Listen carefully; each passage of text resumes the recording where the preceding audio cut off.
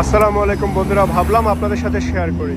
আমরা যারা রাস্তার নিয়ম মেনে চলি না, রাস্তার ফুটপাত অথবা যখন সিগন্যাল দেয় তখনও আমরা যখন রাস্তা পারাপার হই, এই বিষয়টা কতটা যে ঝুঁকিপূর্ণ। এতদিন আমিও অধিকাংশ সময়ই এই রাস্তার নিয়ম মানি না, রাস্তার দিকে দুই পাশে তাকিয়ে ফুট করে রাস্তা পার হয়ে যাই।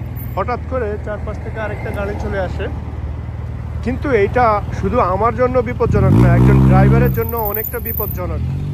তাই ভাবলাম আপনাদের সাথে শেয়ার করি। আমি যখন ড্রাইভিং শিখতে গেছি, আমার এক্সপিরিয়েন্সটা আপনাদের শেয়ার করি, কারণ আমি কখনোই নিয়ম মানি নাই। আমি এই নিয়ম না মানার কারণেই আজকে আমিও ফেল করলাম।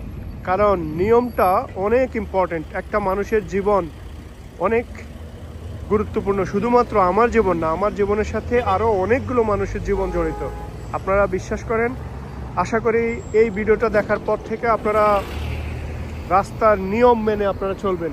বিশ্বাস করেন, আপনাদের কাছে অনেক রিকোয়েস্ট থাকবে, রাস্তার সিগন্যাল দেখবেন, দেশে হোক বিদেশে হোক। এই যে দেখেন, লাল, হলুদ এবং গ্রিন, এই সিগন্যালগুলো আপনারা দেখে রাস্তা পার হবেন।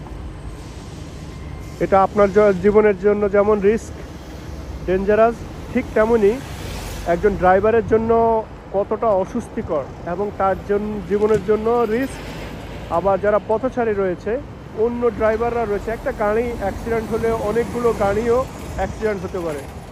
আপনাদের সাথে শেয়ার করলাম। যদি ভালো লাগে আপনারা প্লিজ, আপনাদের কাছে রিকোয়েস্ট থাকবে, আপনারা নিয়ম মেনে রাস্তা পার হবেন।